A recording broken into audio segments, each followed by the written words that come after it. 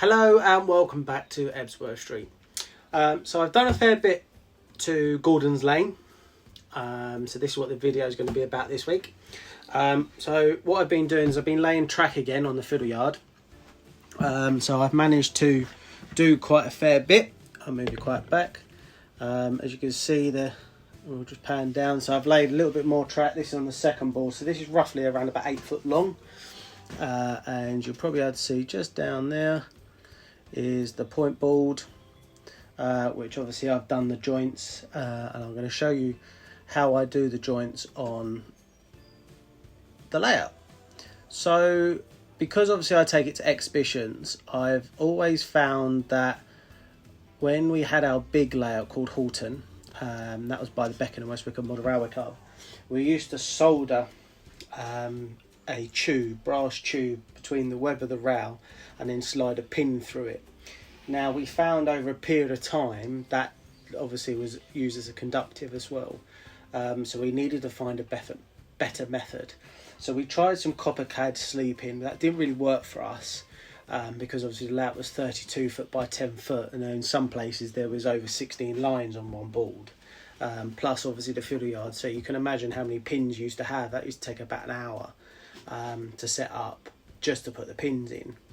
So when I started building Ebsworth Street, I looked into how could we do this. So before we actually got rid of Halton, we actually changed the curve boards to some brass screws and then soldered across and then recut the rail. So we had to lay new track across it. So it is quite easy to fit brand new, and it also is quite easy to retrofit as well. So if you are looking to retrofit, it's quite easy to do. So on here, I'm going to just show you a quick method how I do one, and then I'll replicate the rest of it, and then obviously then I'll show you some more obviously track laying, and then I'll try and show you what I've done over there with some of the 170s that I've done. So what I'm going to do now is I'm going to set you up, get you ready to show you what I'm actually going to be doing on one of the joints so you can actually see what it's like. So here we are. So our joint in the track starts here and finishes here. So what I'm going to do is just grab the knife. Now all I'm going to do is just, the knife should be thin enough just to fit between the two baseboards, so then I know exactly where the joint is in the baseboards. Now you can loosen the bolts, but obviously where I glued the track and glued the cork down, I don't particularly want to be lifting it up. So I've got myself a rough sort of marker there so I know where I need to put them. So what I have to do here, as you can see, I'm going to have to cut the chairs away. So all I do is I cut both sides. There's one and there's two, and then I'll do the same this side. There we go. So now we've got the chairs out the way, I can continue doing the rest of them because as I've started I might as well continue. Now when you do this, what I also recommend to do is put some extra pins in just to hold the track into place, because at the moment it can still move. So what I'm going to do is I'll just finish off cutting these bits, and then I'll be able to do 3 one side and then change to the opposite side, so then you're not leaning over the track over the baseboard, so you get a decent enough on each side. There we go. So what I'm going to do first of all is slowly just put some extra pins in where I know each side of the joint. As you can see there we go, and I'll do this one as well. So I'm going to do 3 tracks this side and then 3 tracks that side. Let's grab my small hammer.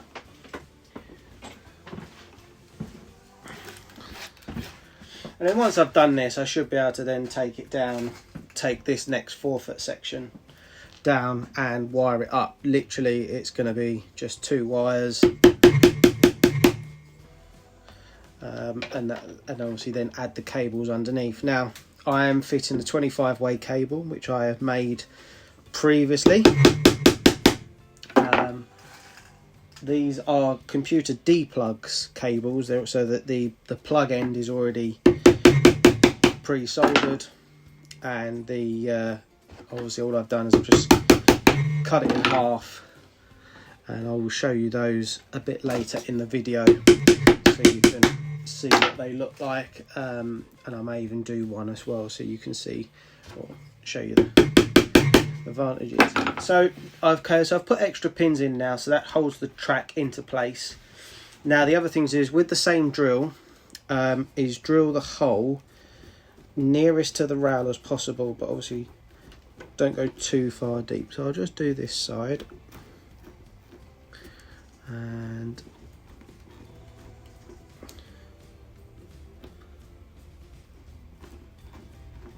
there we go.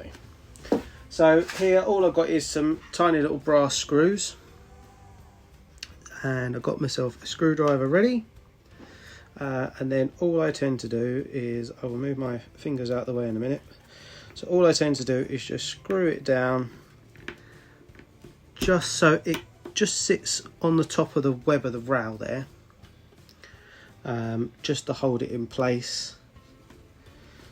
Obviously with copper cladding you can do across the whole baseboards and then just cut it wherever you want, but I've always found this to be quite good, because where the screw goes into the edge of the baseboard, it means then if you do accidentally drop the layout, all you've got to do is then just resolder the layout, and in some like on the main part of the layout, I try and get the sleepers, that the board joint is in between the sleeper mark, so then at least then that way when you solder these on, if you've got it low enough, it can actually be part of or look like a part of the sleeper.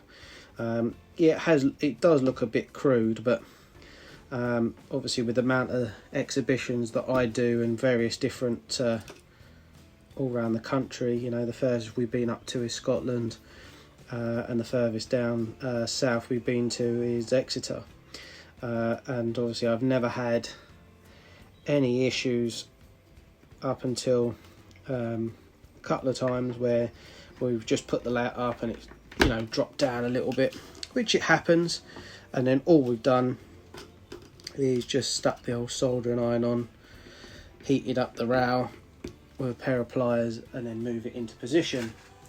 So I will continue popping these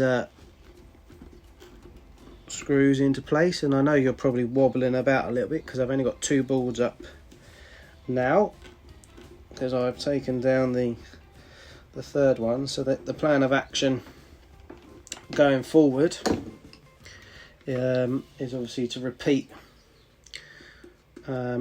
cork laying, then track laying, cork laying, then track laying, then joints. So I'm hoping that in about a week's time the whole of the fiddle yard should be done, and then once it's done, then I'll wire it up, and then I'll be able to electrically test it to make sure that it's fully working, and then once it's up, then hopefully I should have some more Tim Horn baseboards to lovely build by that point.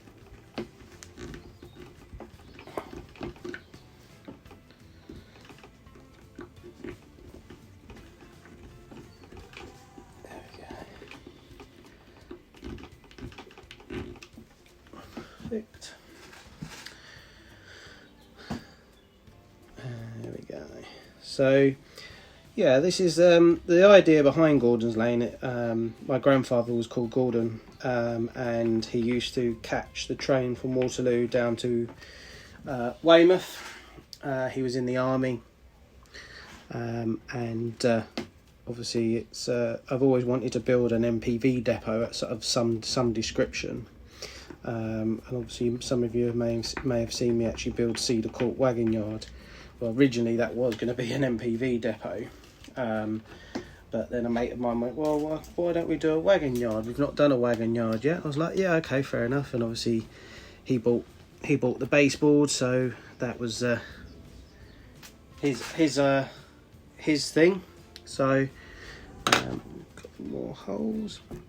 So yeah, so that's basically what it's going to be. Is going to be a 1 up, 1 down railway. I've got some fantastic signals that I'm going to be using some of the model railway signalling solutions, point control modules, which basically acts as almost like a capacitor discharge unit that allows you to set the route setting via an NX panel. And obviously we're going to be using some of the signal controlled modules and track circuiting as well, so that will give us full control over the layout. There's various different ways you can do it. Obviously that's the signalling system that we installed on Ebsworth Street. So Ebsworth Street is a fully colour light signalling with traction control. Is independent from the signalling system. So the signalling system works exactly like the real railway, block detection. So you can't set any points underneath any trains, which we don't want happening. I've had a few trains in my time as an S&T engineer go through sets of points at Clapham in the yard, and it happens sometimes. Luckily it wasn't too much of a bad damage, but so like everything else, you still got to go there and repair them. I remember the worst one I ever had was Univer South Africa, coming out of platform 19 at Waterloo, run for a set of points. The loco support coach and one Mark 1 had actually gone over the set of points, which obviously buckled them, and obviously clamp locks, they clamp lock underneath the rail, and obviously that was completely destroyed. So what I'm going to do now is I'm going to solder up this joint so they're in place, and I'm going to show you how to do that now. Just going to grab some solder. I've got the soldering iron on. I use a digital soldering iron, which I have already pre-ready and ready to go. So I've got some solder. Now all I'm going to do is I'm going to see if we can zoom in. Can't zoom in because obviously I'm using the front camera, so I can see what you can see. So all I'm going to do is obviously check to make sure the soldering iron burns. There we go, and goes. So all I'm going to do is just, I'm going to heat up the screw first, feed the solder onto the screw so it's got a bit of a dob, pull the soldering iron towards the web of the rail, and then just pull it away, and then it should act as like a grip.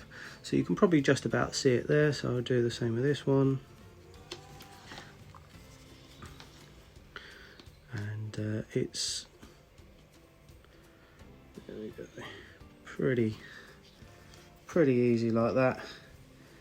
And you'll be amazed how quickly you can, once you've done one or two,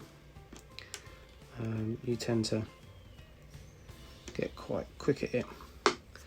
With my club's test track, it's a same width, 1 foot wide, with a 4-track test track with some points either side. We built that in 3 days. So that was, I say 3 days, it was actually 2 days because we had an open day on the first day. So yeah, it's all you need to do is just do that. Then that is pretty much how I do my joints, and these make it 10 times easier. So if you did drop it on the end of where the track is, then obviously you've got something to resolder onto. I know some people, and obviously the height stays exactly the same because obviously you've laid the track across, and then you've cut it once you've got it fixed. So obviously allow those to just go hard and things like that, so leave it for about 5 or 10 minutes. While that's doing that side, I'm going to turn off the camera, do the other side, and then I'll start the camera back up ready, just so when we start cutting I won't have you on the layout, because obviously it does tend to move. So then all you then need to do is get yourself undo the bolt slightly. Oh, it's a bit hot. And then obviously just cut through. Don't cut all the way. So start on the edge, start with this one, then work your way through, so then you're not going at an angle. So what I'm going to do now is I'm going to cut off and go do the other side, and then I'll come back and you'll be able to see all of them done. Right, now as you can see, I've done all the joints. All I'm going to be doing is just getting a file, just to make sure that I file down any solder joint or any solder that's above the rail. It's easier to do it while it's together, so you're not catching on the rail. And then the next job, once that is done, I'm just going to move this forwards to see if you can see it a little bit. So the joint is here. The baseboards will move around a bit, because obviously there's only 3 legs holding this part up.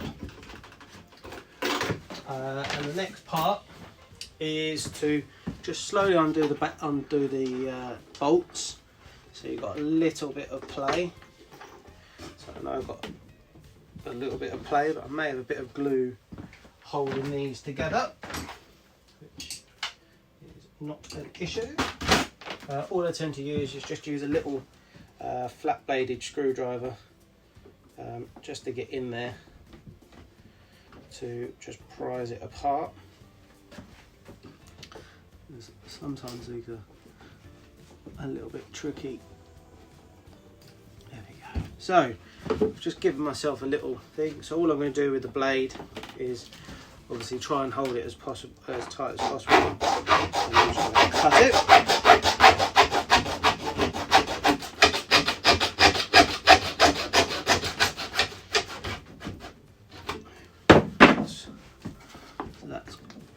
One bit of it done.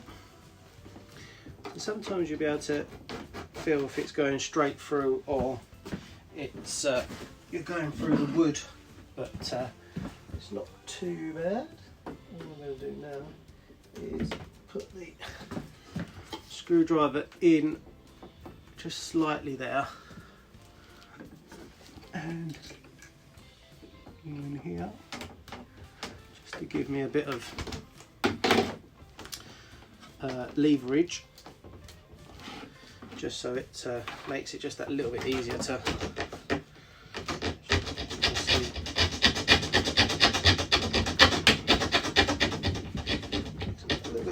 cut. It does get a bit tight, but that's natural. And obviously, because these are only 1 foot wide and I've got nobody here because of social distancing, it is quite normally you'd have somebody the other side to give you that little bit of a helping hand, and it's just slowly coming up a little bit, which is causing my tightness.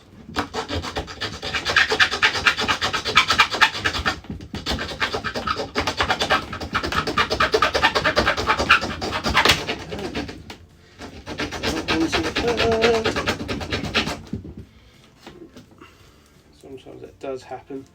These blades are very useful. The only reason I don't use a Dremel is because with a Dremel you get an angle, because obviously you can't get it down flat enough unless you get a really big blade, which is really hard to come by. So that's there we go. So now we know that we're getting where we want, because we've lost the screwdriver. Yeah, I'm going to do the same this side, but by now should be able to fit the screwdriver up. There we go. Just to prise it apart, just give it a little bit of leverage.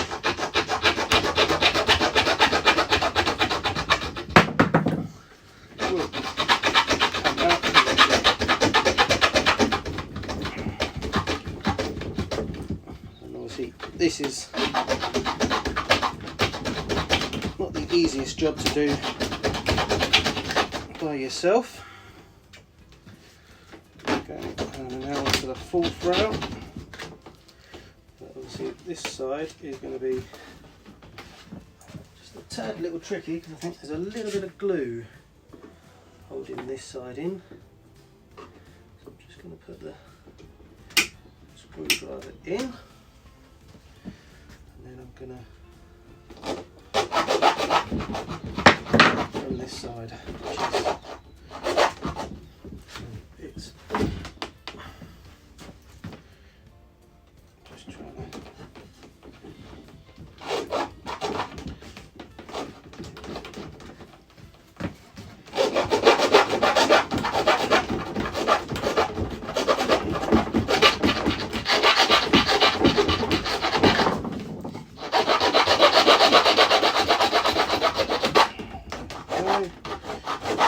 last but not least, the last set of rails.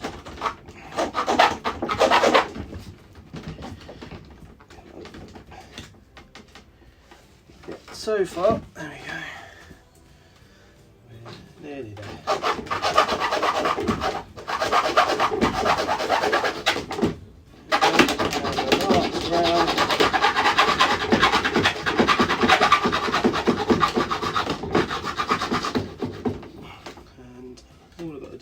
Just go through. There we go. And that is now a nice cut, nice joint. So that's a 4 foot section by 1 foot done, and it sits over the top. So and as you can see, it's quite a nice little finish. Means the screw is actually now in the side of the baseboard and the frame, so it's got quite sturdy. Not is going to move. So if some of these do like come off and break off, which they probably would do, it's when you're doing the sawing.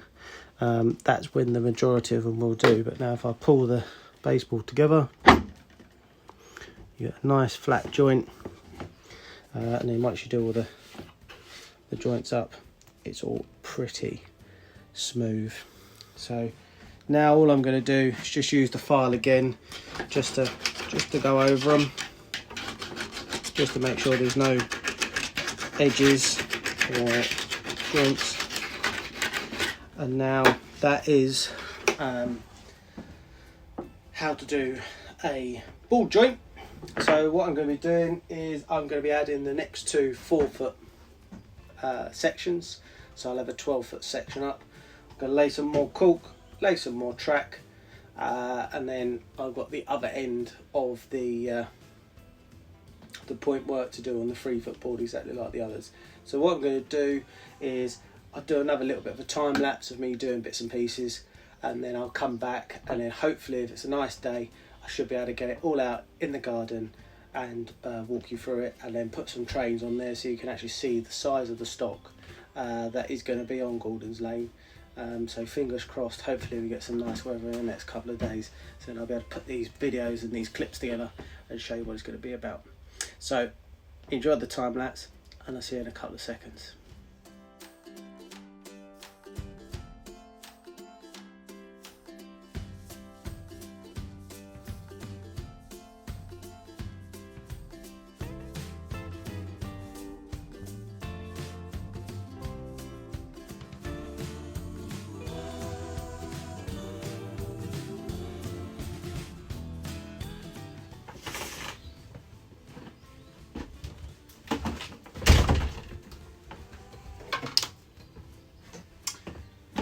Welcome back after a little short time of the time lapse. So as you can see, it's all nicely dried, which is pretty good.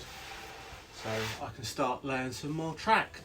So I've also had some cables made. So what I'm going to do is I'm going to go over to the workbench, and I'm going to just show you what they look like, and obviously how they connect, and then possibly I'll continue doing some more track laying, and then maybe fit some of the cables later on this afternoon. So come and join me over at the workbench. So I'm over at the workbench now, and as you can see, I've already pre-made some of these cables already, because I knew the anticipation of the new layout, and obviously these become quite useful. So these are 36-way tag strips. So I buy these from Squires, which they are pretty good. Obviously I think you can get I think about 6 for about 20 quid. And then it means, and you've got all these terminals, and you've got all these different coloured wires, so you just have to basically take your first cable and write down which terminals you've got on which. So here what I've done is, because this is a 25-way cable, what I've done is I've put so many one side and so many other side, and then obviously then what I've done is I've crimped the cable, so then when the layout goes on, I'll put a cable tie around there so it stops any movement, and then because you've got holes in the middle, it allows you to then pop up underneath. So there's one at each end, so you can stick it on one side of the cable, on one side of the board, and then the other side of the board. And obviously you got these, which are 2 D plugs. They're 25-way cables, they're already pre-made, and it's enough voltage. They take enough voltage to allow you to do DCC lights and everything else. You can get different styles of connectors. There are others that you can get. Obviously I've made 36 core cable before, and these are there. So you've got these DIN plugs, but obviously then you've got to then solder the plugs as well as the 36-way cables. I've actually got a couple of the 36 core ones made up, which were for another layout, but we then decided to use a different method.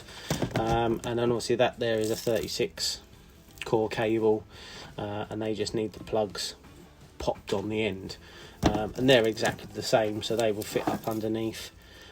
Just put a cable tie, so that's for going underneath the baseboards. There's a pack there that they come in, packs of 6, so you need to put pairs. So what I then tend to do is, once the layout is on its side, I put 2 baseboards up together, screw these on, and then what I do is I fit a leg underneath just to make sure that the cable fits up either side of the baseboard, and there's enough droop for me to connect the cable. So I've done that, and also I mentioned earlier on in the video that I've been doing some transfers to some 170s. So here are a couple that I've done. I've done 3 units so far. So I didn't really fancy ever doing transfers, but obviously I've got quite a few South West Trains units, and I thought it was about time I learnt, because I tend to send all my stuff up to Rainbow Railways, Colin and Mike. So obviously I'll drop a link in the description. They're fantastic guys. They help me out quite a fair bit, and obviously I buy quite a fair amount from them. So I said to Mike, instead of me sending all my transfers up to him, can you help me out? So he gave me a really good detailed plan and how to do the transfers. And luckily they turned out not too bad. I'm going to weather them down a bit, because obviously you can still see the front marker where the transfer, where I've cut them out at. But from a noticeable distance, it's not too bad. And obviously with these ones, I have fitted KDs, and I have done the lights on these. And as you can see there, the KDs, and obviously just the cow catcher at the front's missing on this one, but on that one there, I have actually cut out a groove.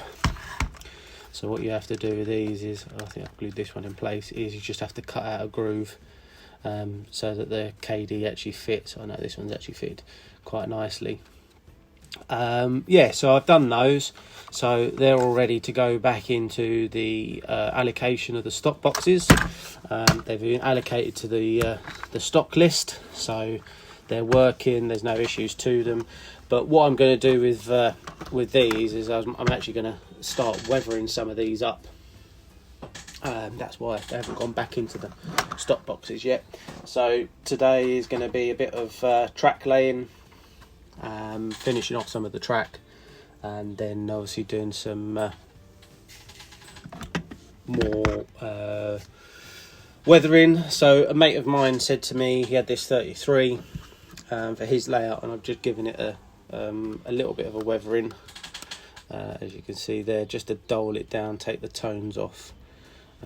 Bit of a poor lighting, but you can get the gist of it. It does actually look it looks actually quite nice.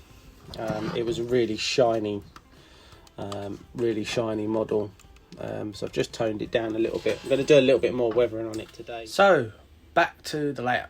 So I've done some more track laying today. So I've managed to finish another, probably around about another 10 foot worth of track laying. So I'm just going to pop you down so you can actually see it. So yeah, so that's pretty much all of it is now laid. So I've got about 2 foot where you are, where the layout, the other part of the layout actually goes.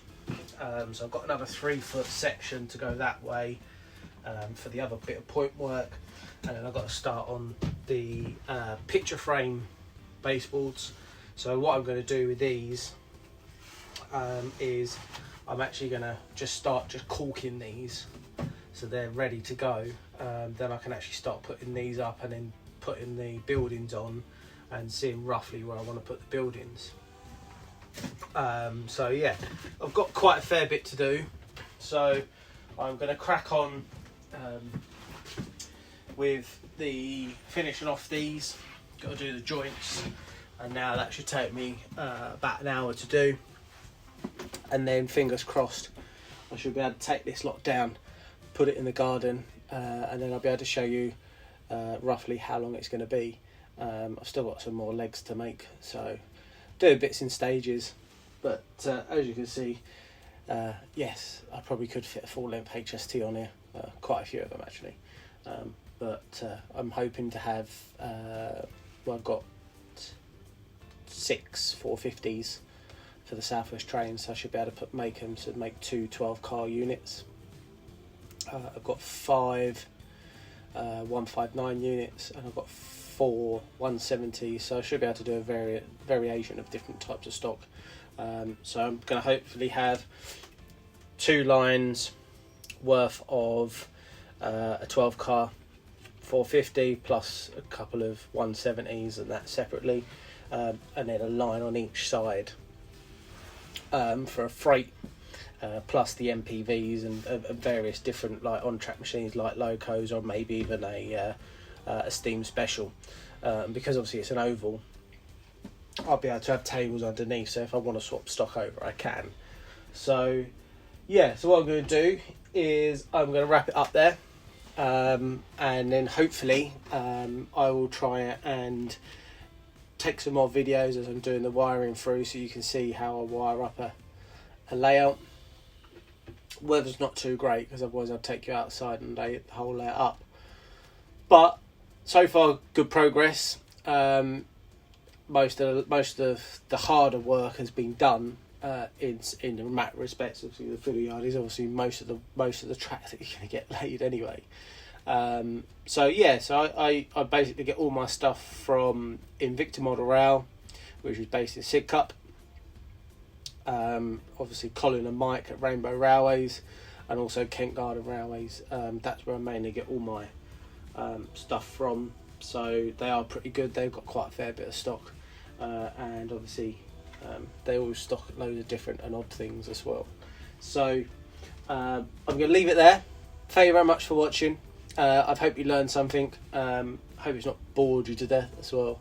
And I'll put everything in the description of all the links, where to go and get things from. But on that note, stay safe, be good, happy modelling, and I'll see you on the next video. Bye bye.